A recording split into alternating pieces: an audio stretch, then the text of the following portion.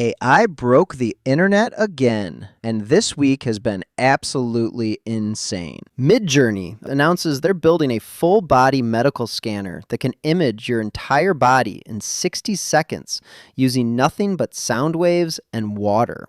Weibo releases a tiny 3 billion parameter reasoning model that's sparking a huge debate because it's matching models hundreds of times its size on math and coding benchmarks.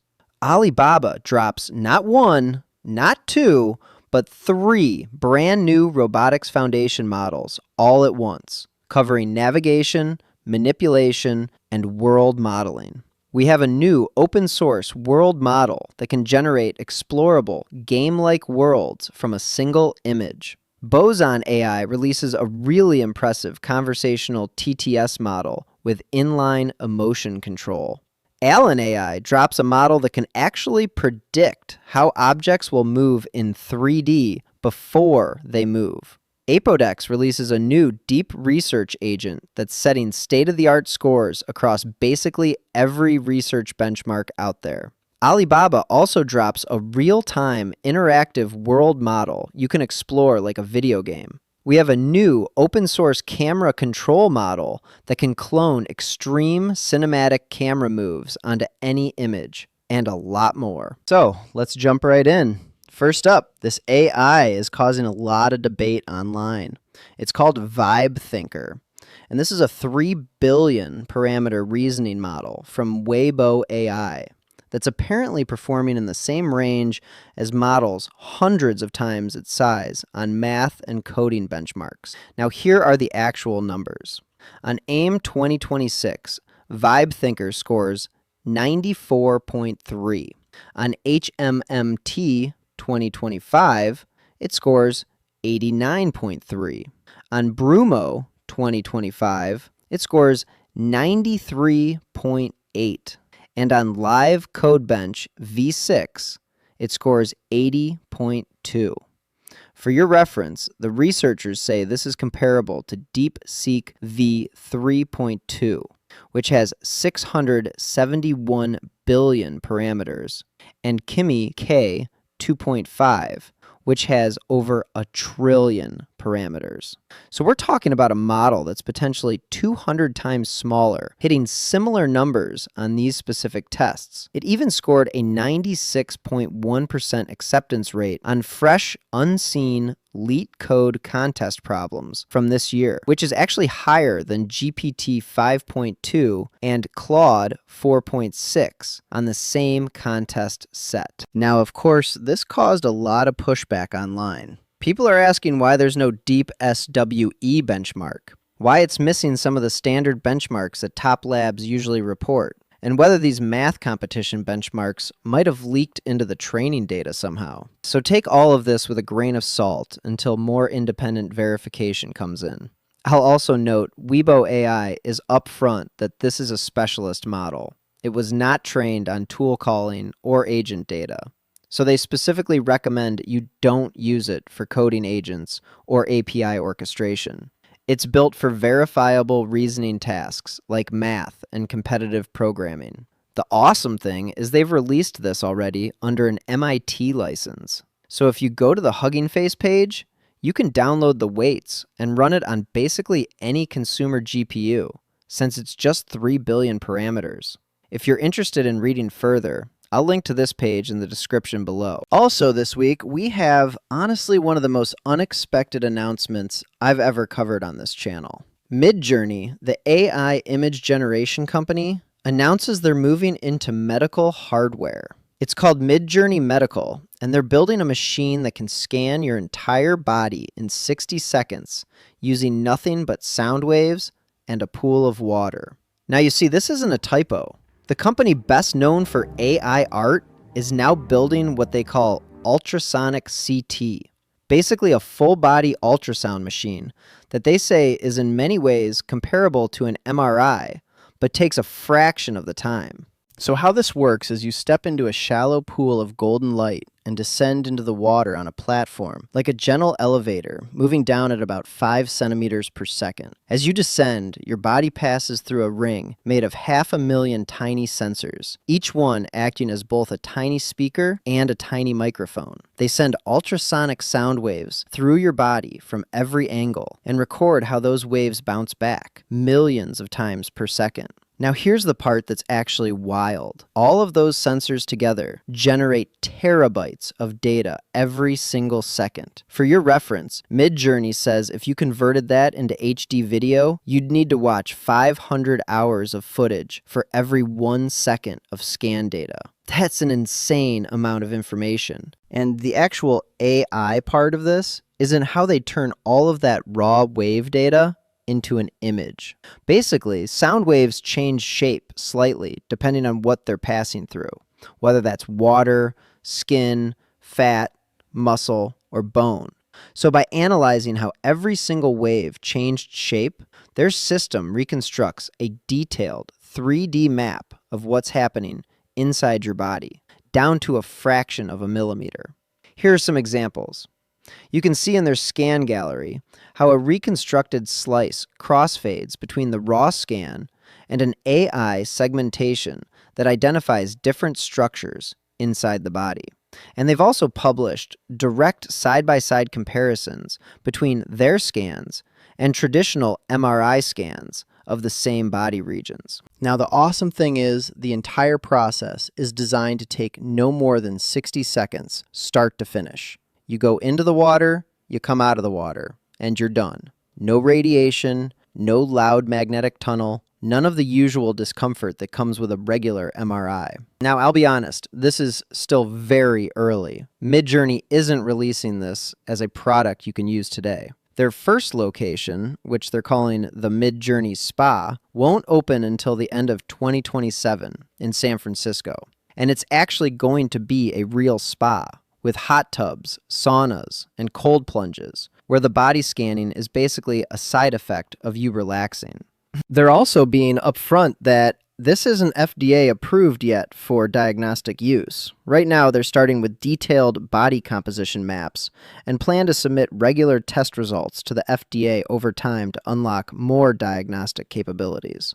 Their stated goal is honestly massive. By 2031, they want a fleet of over 50,000 of these scanners worldwide, doing 1 billion full-body scans a month. Whether or not that timeline actually happens, it's a genuinely fascinating pivot from a company that, until this week, only made pictures. If you're interested in reading further, I'll link to this page in the description below. Also this week, Alibaba releases a pretty massive robotics announcement. It's called the Qwen-Robot Suite, and this is actually 3 separate foundation models released together: Qwen-Robot Nav, Qwen-Robot Manip, and Qwen-Robot World. Now you see, the problem with robotics right now is that perception and reasoning have improved a lot thanks to vision language models, but turning that understanding into actual physical action is still the bottleneck. So Alibaba built 3 models that each tackle a different part of that pipeline. Qwen-Robot Nav handles navigation. It's built on Qwen 3VL and unifies 5 different navigation tasks into one model: instruction following, point-goal navigation, target tracking, and autonomous driving. For your reference, it scores 76.5% success rate on VLN, which is a standard vision language navigation benchmark. Qwen-Robot Manip handles the actual physical manipulation. It's built on Qwen 3.54b and was trained on over 38,100 hours of mixed robot, human, and synthetic video. The awesome thing about this one is it uses a unified state action space, so it can control robots with completely different arm lengths and joint configurations without needing separate training for each. It currently ranks first on Robo Challenge Table 30v1, which is a manipulation benchmark. And Qwen Robot World is the world model. It uses natural language as the action interface and can predict how a physical scene will evolve before the robot even acts. It ranks first overall on both EWM Bench and DreamGen Bench. Here's an example. You can see in their demo where the robot autonomously explores an open campus environment, corrects its own navigation mistakes along the way, and recovers a lost umbrella, all using natural language instructions. Now the awesome thing is, 2 of the 3 models have already been released. Robot Manip and Robot Nav both ship with public GitHub repos right now. Robot World, on the other hand, is presented as a research paper only for now, so the weights for that one aren't out yet. If you're interested in reading further, I'll link to this page in the description below. Next up, we have a pretty exciting new world model. It's called DreamX World, and this can generate interactive, explorable worlds that go way beyond just generating a video clip. Now, what makes this different from a regular video generator is controllability. You see, most AI video tools generate one fixed clip from a prompt, and that's it. DreamX World instead lets you actually navigate through the generated world in real time, similar to walking through a video game level, while the model keeps generating new parts of the world as you move. Here are some examples. You can see it generating realistic environments, like indoor scenes, city streets, and natural landscapes, where the camera can move through the space while objects and lighting stay physically consistent. And it's not just realistic environments. It can also generate completely fantastical worlds, game-like settings, and sci-fi environments, basically extending world generation from simulation into pure creation. Now, how this works is they built a progressive training pipeline. First, the model learns basic world dynamics and fine-grained camera control. Then it learns to respond to open-ended events, like if you prompt something dramatic to happen mid-scene. And then they use reinforcement learning to improve how well it follows your actions and stays visually consistent. One of the more impressive features is what they call world memory. Basically, if your camera revisits a location you've already explored, the model retrieves what it generated before, so the scene stays spatially consistent instead of just making up a new room every time you turn around. The awesome thing is, they've released this already. The code is on GitHub, the paper is on Archive, and the model weights are on Hugging Face. It's a 5 billion parameter model, so it should be runnable on consumer hardware. If you're interested in reading further, I'll link to this page in the description below. Also this week, Boson AI releases a really impressive text-to-speech model. It's called HiggsAudio v3, and this is built specifically for voice chat and conversational agents. So it's not just reading text out loud. It's actually designed to speak the way a person would in conversation, with natural pacing and inline emotional control. Now, here are the actual numbers for your reference. On their internal 111 language Higgs multilingual benchmark, it hits single-digit word error rate on 100 out of those languages. And on public voice cloning benchmarks like Seed TTS, CV3, and the Minimax multilingual benchmark, it also achieves macro-averaged single-digit error rates. Now, they compared this against a pretty stacked lineup of other TTS models, and HiggsAudio v3 comes out on top, or near the top, across most of those comparisons, especially on what they call the emergent TTS benchmark, which tests things that are hard to measure with just transcript accuracy, like emotion, foreign word pronunciation, and complex sentence structure. You can control the output directly with inline tokens for over 21 different emotions, plus styles like singing, shouting, and whispering, and even sound effects, all from the text input itself. Now, one thing I'll flag is the license. This is released under a research and non-commercial license specifically. So unlike some of the other releases week, you can't just plug this into a commercial product without getting a separate license from Boson AI. The awesome thing is the weights are still available to download and experiment with on Hugging Face for research purposes. If you're interested in reading further, I'll link to this page in the description below. Next up, Allen AI releases a pretty fascinating new model. It's called MolmoMotion, and this can actually predict how an object is going to move in 3D space before it moves, just from a video frame and a written instruction. Now you see, most AI systems that deal with motion are looking backwards. Given a video, they can track how something already moved. But a lot of real applications, like a robot reaching for a cup or a video generator trying to produce the next frame, actually need to predict motion that hasn't happened yet. So how this works is you give the model an image, mark a few 3D points on an object, and write an instruction like, move and rotate the wooden bowl with fruit on the table. And MolmoMotion predicts where those exact points will be over the next few seconds. It comes in two versions. The autoregressive version predicts the trajectory step by step, which gives smoother results when the future path is clear. And the flow matching version generates the trajectory directly in continuous 3D space, which handles situations where multiple different outcomes are plausible. Now, for your reference, they also built a brand new benchmark alongside this called Point Motion Bench with 2,700 human-validated clips across 111 object categories. And on that benchmark, MolmoMotion beats pixel space video generators, parametric 3D methods, and simple constant velocity extrapolation by a clear margin. The awesome thing is, they've released everything already. The model weights, the MolmoMotion 1 M training dataset with over 1 million videos, and the Point Motion Bench benchmark itself, all openly for the community. If you're interested in reading further, I'll link to this page in the description below. Also this week, we have a pretty wild new agent release. It's called Apodex 1, and this is a deep research agent that's setting new state-of-the-art scores across basically every major research benchmark that exists right now. Now, what makes Apodex different is how it scales.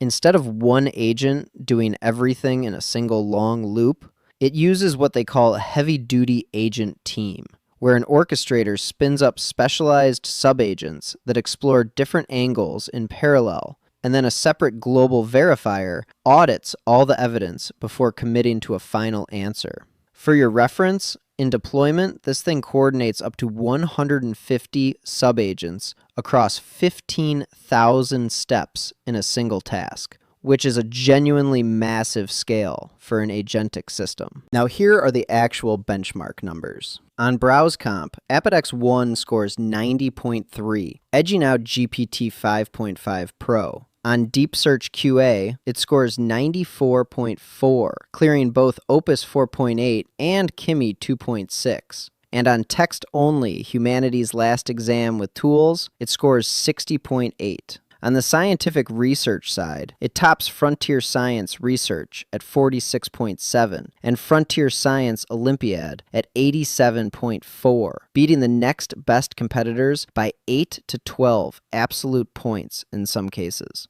Now, comparing within their own model family is actually pretty telling. Just turning on heavy-duty mode lifts the base model by 14.8 points on BrowseComp and 18.4 points on Frontier Science Research. So the agent team architecture itself is doing real work here, not just the underlying model. Now, of course, these are their own self-reported numbers, so as always, take that with a grain of salt until independent benchmarks confirm it. But I'll say this is at least a transparent comparison, since they're citing the latest publicly available scores for every competing model, not just cherry-picking older versions. The awesome thing is they've also open-sourced a family of smaller models alongside this, ranging from 0.8 billion up to 35 billion parameters. And their 4 billion parameter version actually outperforms every open-source 30 billion class model on BrowseComp, which says a lot about how much of this capability comes from training data quality rather than just raw parameter count. If you're interested in reading further, I'll link to this page in the description below. Also this week, Alibaba releases another really interesting world model. It's called Happy Oyster, and this is a real-time interactive world engine that you can actually explore like a video game. Now, this is not your typical AI video generator. Most tools generate one clip from a prompt, and that's the final output. Happy Oyster, instead, continuously accepts your commands while it's generating, and the scene responds and evolves in real time. It has two modes. Directing mode lets you control the camera, schedule characters, and change the storyline as the scene generates, supporting up to 3 minutes of continuous 720p video. And wandering mode lets you explore an infinitely extendable environment in first-person view using basic keyboard controls, supporting up to 1 minute at 480p. Now, interestingly, this model actually existed before under a different name. It was previously called Happy Horse 1.0, and under that name, it topped artificial analysis's text-to-video and image-to-video rankings before Alibaba confirmed they were behind it. It's built with a native multimodal architecture, so it also supports synchronized audio generation alongside the video, which is still a pretty rare combination right now. Now, I'll note, this one isn't open source. It's a hosted product you access through their website, rather than something you download and run locally.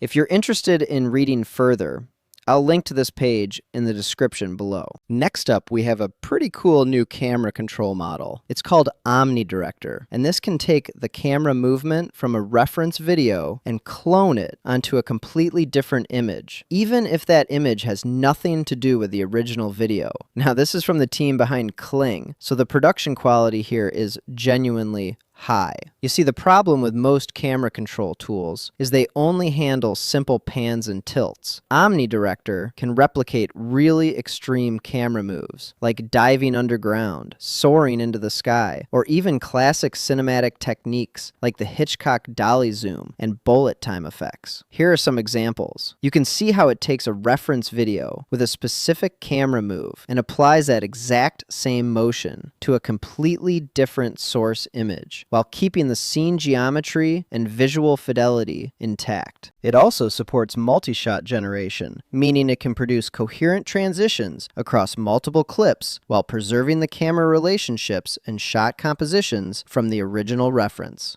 So if a reference video has 3 different shots cut together, it can replicate that entire sequence on new content. And as you can see in their side-by-side comparisons against other camera control methods, Omni Director shows noticeably better control stability and less object distortion than competing approaches. How this works is they use something called a camera grid representation, which essentially renders the camera's movement through empty 3D space, and then injects that motion data directly into the generation model alongside the other control signals. The awesome thing is they've released the code already on GitHub. I'll link to it in the description below. If you're interested in reading further, I'll link to this page in the description below. And that sums up all the highlights in AI this week. Let me know in the comments what you think of all of this. Which piece of news was your favorite? And which tool are you most looking forward to trying out? As always, I will be on the lookout for the top AI news and tools to share with you. So if you enjoyed this video, remember to like, share, subscribe, and stay tuned for more content. Also, there's just so much happening in the world of AI every week. I can't possibly cover everything on my YouTube channel. So to really stay up to date with all that's going on in AI, be sure to subscribe to my free weekly newsletter. The link to that will be in the description below. Thanks for watching, and I'll see you in the next one.